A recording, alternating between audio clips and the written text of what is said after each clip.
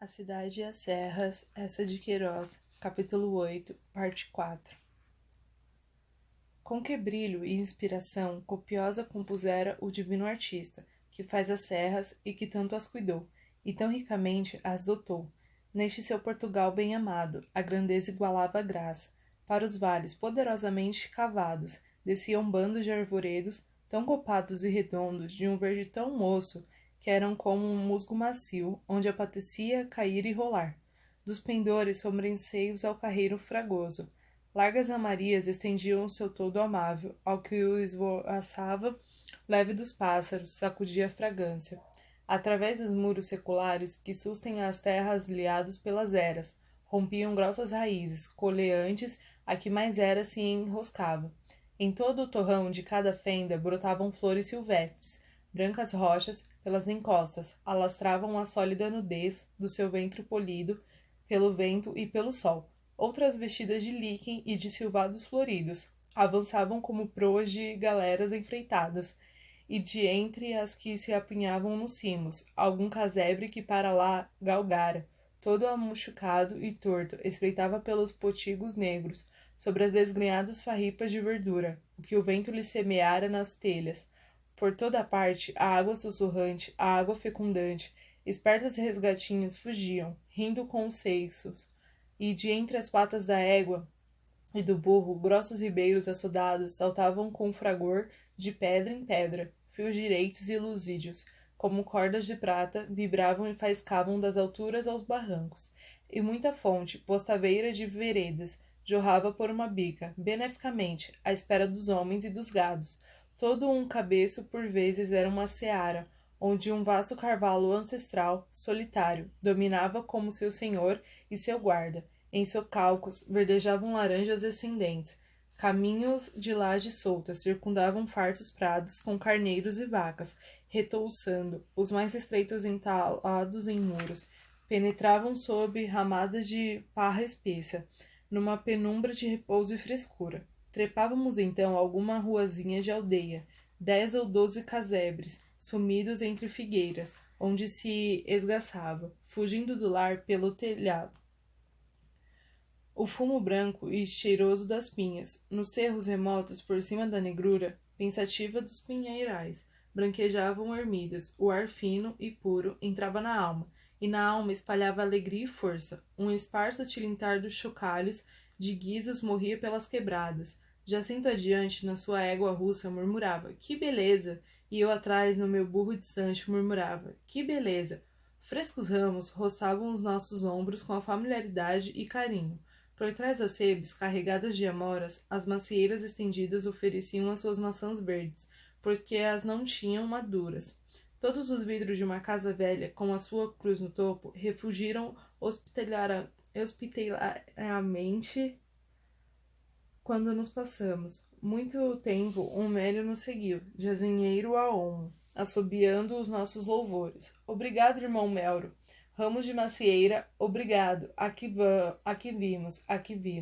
E sempre contigo fiquemos, serra tão acolhedora, serra de fartura e de paz, serra bendita entre as serras. Assim, vagarosamente e maravilhados, chegamos àquela avenida de Faias, que sempre que me encantara pela sua fidalga gravidade, atirando uma vergastada ao burro e à égua. O nosso rapaz, com o seu podengo sobre os calcanhares, gritou, aqui é o que estemos, meu amos.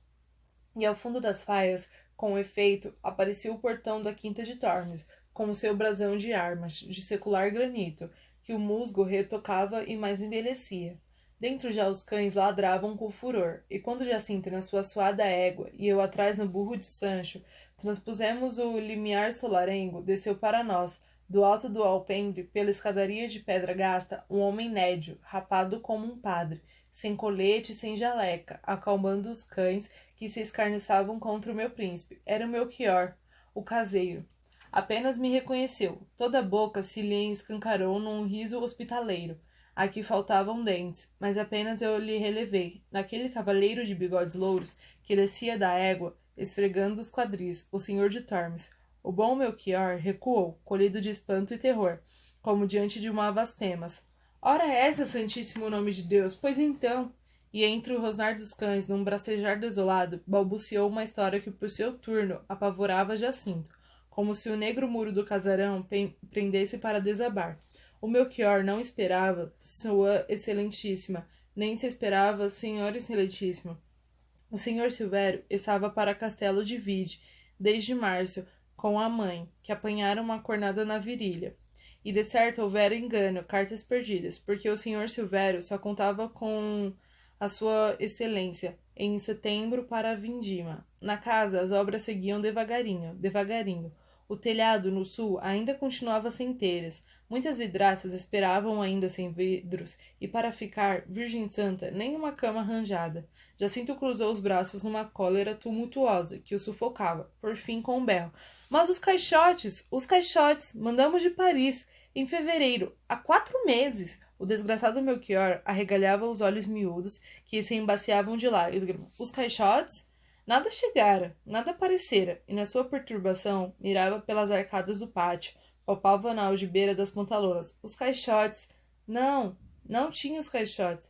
E agora, Zé Fernandes? Encolhi os ombros. Agora, meu filho, só vires comigo para guiantes. Mas são 2 horas fartas a cavalo, e não temos cavalos. O melhor é ver o casarão, comer a boa galinha que o nosso amigo Melchior nos assa no espeto, dormir numa enxerga e amanhã cedo, antes do calor, trotar para cima, para a tia Vicência. Jacinto replicou com uma decisão furiosa. Amanhã, troto, mas para baixo, para a estação, e depois para Lisboa. E subiu a gasta escadaria do seu solar com amargura e rancor. Em cima, uma larga varanda acompanhava a fachada do casarão, sob um alpendre de negras vigas, toda ornada, por entre os pilares de granito, com caixas de pau onde floriam cravos. Colhi um cravo amarelo e penetrei atrás de Jacinto nas salas nobres, que ele contemplava, com um murmurinho de horror. Eram enormes, de uma sonoridade de casa capitular, com os grossos muros enegrecidos pelo tempo e o abandono, e regeladas, desoladamente nuas, conservando apenas aos cantos um monte de canastras, ou alguma enxada entre paus. Nos tetos remotos de carvalho apaneilado, luziam através dos rasgões manchas de céu. As janelas sem vidraças conservavam essas maciças portadas, com fechos para as trancas, que, quando se cerram, espalham a treva. Sob os nossos passos, aqui e além, uma tábua podre rangia e cedia. Inabitável, rugia Jacinto surdamente. Um horror, uma infâmia. Mas depois, noutras salas, o soalho alternava com remendos de tábuas novas. Os mesmos remendos claros mosqueavam os belíssimos tetos de rico carvalho sombrio. As paredes repeliam pela alvura crua da calca fresca, e o sol mal atravessava as vidraças, embaciadas e gordurentas da massa e das mãos dos vidraceiros. Penetramos, enfim, na última, a mais vasta, rasgada por 6 janelas, mobiliada com um armário e com uma enxerga parda e curta estirada a um canto.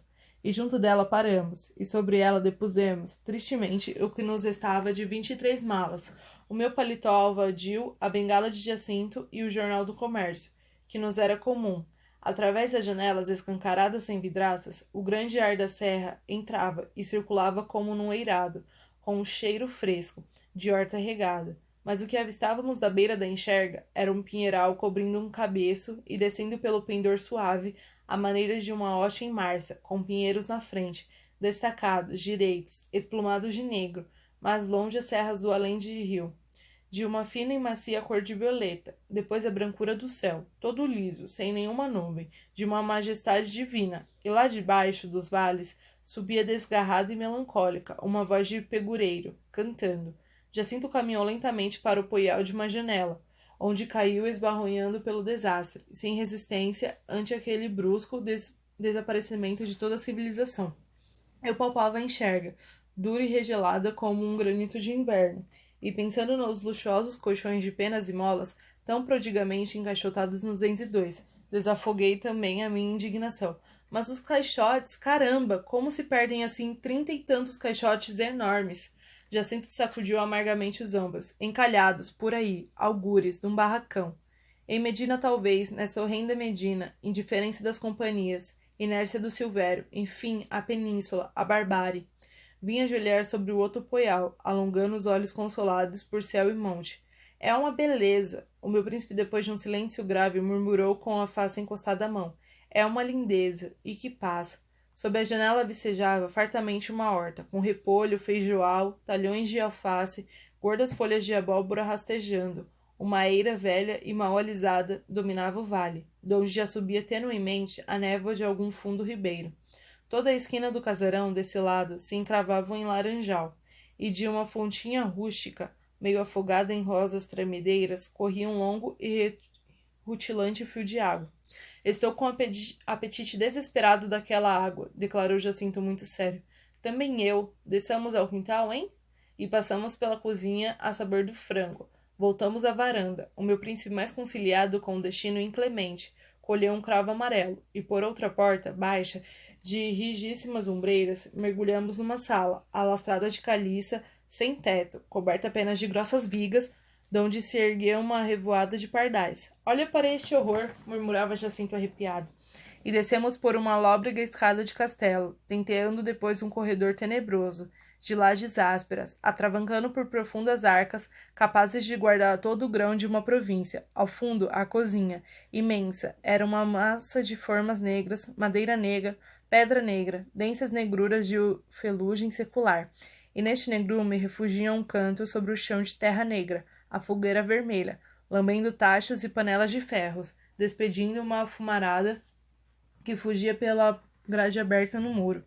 Depois, por entre a folhagem dos limoeiros, na enorme lareira onde se aqueciam e assavam as suas grossas peças de porco e bois, os jacintos medievais, agora desaproveitava pela frugilidade dos caseiros, negrejavam um poeirento montão de cestas e ferramentas, e a claridade toda entrava por uma porta de castanho, escancarada sobre um quintalejo rústico, em que se misturavam couves lombardas em jiquilhos formosos. Em roda do lume, um bando alvoroçado de mulheres depenava frangos, remexia as caçarolas, picava cebola com um fervor afogado e paureiro. Todas emudeceram quando aparecemos, e de entre elas o pobre Melchior, estonteado, com o sangue a espirrar na nédia face de abade, correu para nós, jurando que o jantarzinho de suas excelências não demorava um credo. E a respeito de camas, ó amigo Melchior? O digno homem ciciou uma desculpa encolhida, sobre enxergaizinhas no chão. Ah, lá pelos lençóizinhos respondo, mas um desgosto assim, meu senhor. A gente apanhada sem um colchãozinho de lã, sem um lombozinho de vaca, que eu já pensei até lembrei a minha comadre, vossas excelências. Podiam ir dormir aos ninhos, à casa do Silvério. Tinha lá camas de ferros, lavatórios. Ele sempre é uma legazita e mau caminho. Jacinto bondoso acudiu. Não, tudo se arranja, Melchior, por uma noite. Até gosto mais de dormir em Tormes, na minha casa da serra. Saímos ao terreiro, retalho de horta fechado por grossas rochas encabeladas de verdura, entestando com os socalcos da serra onde lourejava o centeio. O meu príncipe bebeu da água nevada e lúcida da fonte, regladamente, com os beiços na bica, apeteceu a alface rechonchuda e crespa, atirou pulos aos ramos altos de uma copada, cerejeira, toda carregada de cereja. Depois, costeando o velho lagar, a que um bando de pombas branqueava o telhado, deslizamos até o carreiro, cortado no costado do monte, e andando pensativamente, o meu príncipe pasmava para os milheirais, para os vestutos carvalhos plantados por vestutos jacintos, para os casebres espalhados sobre os cabeços, a orla negra dos pinheirais.